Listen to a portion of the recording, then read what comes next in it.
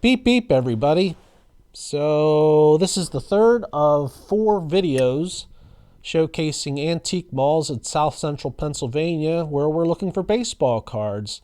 And there's the dog at a park not far from one of them. And I unfortunately forgot to film the front of the store, but I'll put a link to their webpage below and you can see what it looks like if you need that to help you identify it if you're going to go to this place.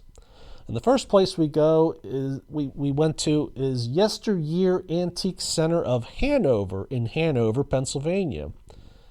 And there's some cases in the front, and that's what this is a video of. And you see there's some vintage stuff in here, including coins, currency, all kinds of stuff are in this one. And there's an old Mickey and Minnie there. There's a Frank Robinson All-Star card, and there's a Mickey Mantle photo and some toys. Further back in the store on the right side, I found all these Matchbox cars. So if you're a collector of Matchbox cars or actually those are Hot Wheels, pardon me. If you're interested in that stuff, there were quite a few of these in the store. And here's some more like trucks and cars, and there's some mugs. And in the back, I found this one area that had some Orioles-related team stuff. There's some cards there. There's some team packs. And I think they had some vintage in a box, but they were kind of beat up. There's some rack packs. This is more towards the center of the store. They had some wax packs from the junk era, including some stickers and PGA cards, and there's Sport Flicks and Score. Quite a few different things in there.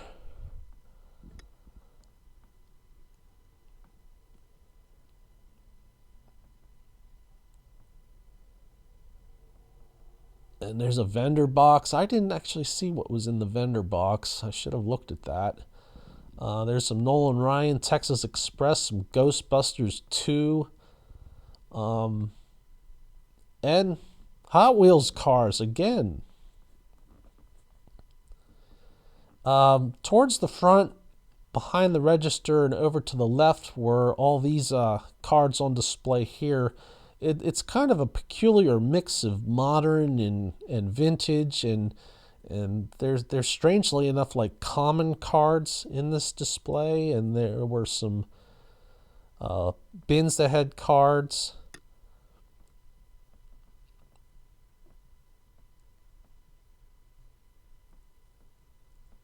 And as you can see, there's quite a few on display. The condition was a mixed bag at this one.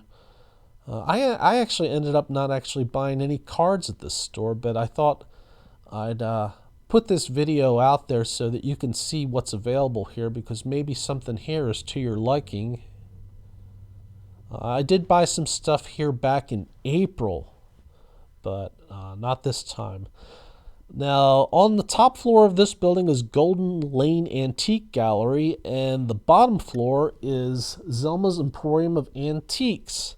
And I unfortunately didn't film the inside, where I found some vintage 50s cards near the register, but it was so busy I felt funny filming it. So we'll have a look at what we bought here at the end, right after this.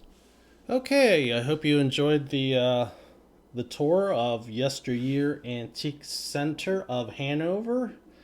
And unfortunately, I didn't get to film the inside of Zelma's Emporium of Antiques, but you have an idea what it looks like from the outside. Again, there were a lot of people up front, and I was so excited at what I was finding in that case that I completely forgot to at least film a little bit of it. Before we went to these antique malls, as you know, if you've been to them, they tend to open up around 10 a.m. So we had to kill some time in the morning, and I stopped at a nearby Target and got 2 more hanger boxes of 2022 Donruss, and I bought another 2022 Topps Chrome. I don't know why. Probably because it's all that seems to be there on the shelves right now. But by the time this video gets posted, that could change. Now, Yesteryear Antique Center of Hanover, even though there were all those cards there, nothing really grabbed my attention while I was there. So I actually didn't buy any baseball cards in there. But I did buy this. This is a cast iron ladybug. And I thought it was pretty neat. And maybe down the road might include this in our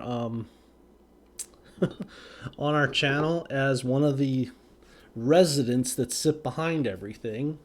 And we'll have to come up with a name for that, probably beginning with the letter L, I guess.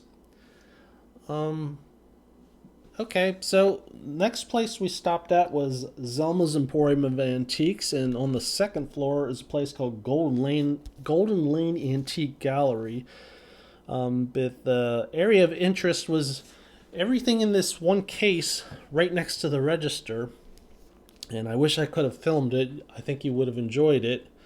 But I got a lot of old stuff. 56 Topps Jim Constanti. And check the condition of that. I mean, it's centering is pretty good. The corners are, it's a little rounded up in the upper left. They're a little fuzzy on each of them, but that is pretty sharp for a 1956 card. And here's what the back of it looks like. So I was real happy about that. I got a bunch of 1958 Topps. Here's Al Dark, or as some people know him as Alvin Dark. And the backs look like this. And Mo Grabowski, Carl Furillo, and that was just $1. And look how sharp these look. They look pretty good for 1958. And here's Bob Boone's dad, Ray Boone, for just $2. Again, centering is pretty good for this. It's a little bit off, but it's still pretty good, and they look really sharp. I was really happy with what I found there. Bill Verdon, if anybody remembers, was the Astros manager when I was not when I was playing, but when I was following baseball in the early 80s. So that's an early Bill Verdon card. Bob Shaw, who wrote the pitching book that helped me become the pitcher I was when I was a teenager. So I had to get that. There's Billy Goodman. Carl Erskine. Yeah, that one's a bit more off-center than the others, but still it looks pretty sharp for a 58 card. These are really in nice shape. Here's a 59 Don Newcomb for just $1. And the reason why that one is so cheap is whoever owned it in the past wrote in ink 1959 up here in the border, and that is the only thing wrong with it. Other than some minor wear, that is the only thing wrong with it.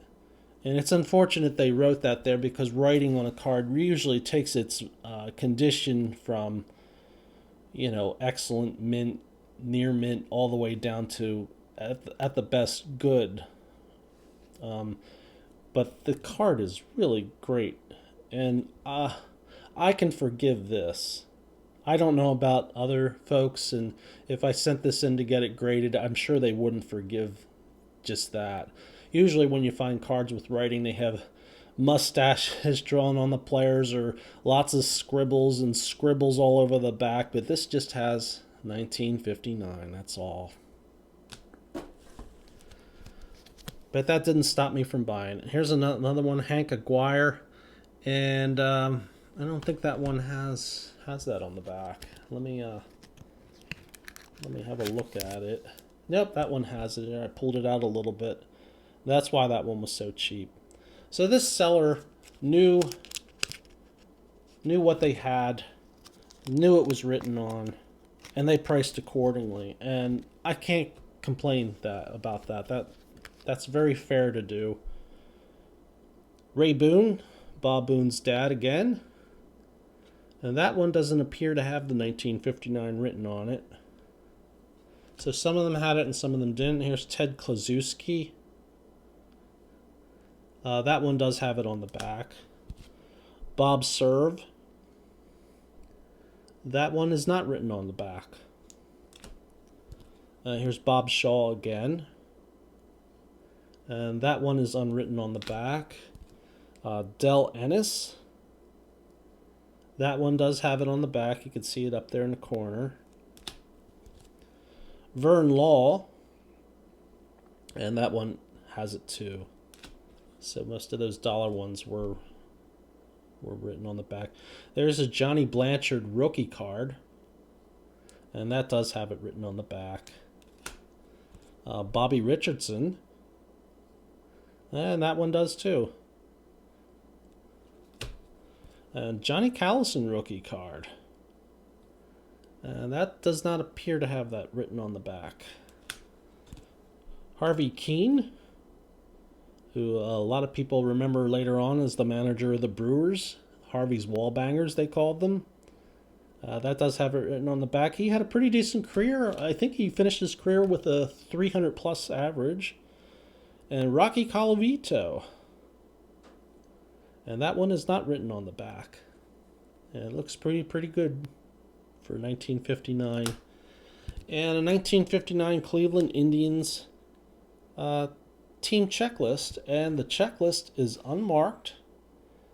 There is no 1959 written on it. So I thought for $5, that's pretty good to find a card from that far back that has no markings on it. And it looks pretty sharp. It's off center, but it looks really good. And the last card I bought from there was this 1965 Topps batting leaders of 64 with Tony Oliva, Brooks Robinson, and Elston Howard on it. I got that for $12. And Oliva led the league with a 323 average. And I'd have to, let me pull that out a little bit because I'm curious, because these old leaders cards, they got from 323 all the way down to 246. Who does that? Back then they did. It would be pretty cool if they started doing that again, I guess. We went to another place nearby called Collector's Choice Antiques Gallery in New Oxford, and I didn't find anything there, but there was a lot of abstract art at really high prices, and I thought it was just a joy to look through. You won't find baseball cards there, but if you're looking for oddball, quirky stuff, I recommend going there just to check it out. If you're really into buying that kind of stuff, expect to pay quite a bit for it. Black Rose Antiques in North Hanover Mall. I understand there's, I think, 3 Black Rose Antiques down in that area, but this one was at the Hanover Mall. It's like in a strip mall. And they had some baseball cards there. I didn't film any of it because none of them interested me because the conditions seemed pretty poor for the prices they were charging. So I had a good laugh about that and kept moving on. But I did buy Season 2 of Heroes. And I don't remember. Okay, that was $10. That was $10. So now I have 2 seasons of it. Now I think that was on for 4 seasons, so now I got to get seasons 3 and 4. And we were at another place on the way back to Gettysburg. This is just outside Gettysburg called Rebel's Roost Antique Emporium, and there was a case in there that did have cards, but I thought the prices were too high. And again, I didn't film it, and I apologize for that. I tend not to film them if I don't buy anything from them. But I did buy this train clock, which I thought was pretty cool. I believe I got that for $5. Have no idea. It obviously doesn't work. I don't know how to change the battery. I'd have to figure that out. Maybe this top pries open, but I'm not too concerned about the clock. I just wanted it because it was a neat looking train, and it'll be a nice knick-knack to put on this long ledge that we have down in the downstairs room where I've been putting all these little things. Okay, thanks a lot for watching, everybody. I hope you enjoyed the video. Let me know what your favorite card was, and let me know what you thought of the two places I filmed. And I'll put links to both of them, plus the other ones I didn't film, down below, and so you can have a look at them. And if you plan on going in the area, give them a visit and see what you can find. Have a good day, everybody. Beep beep.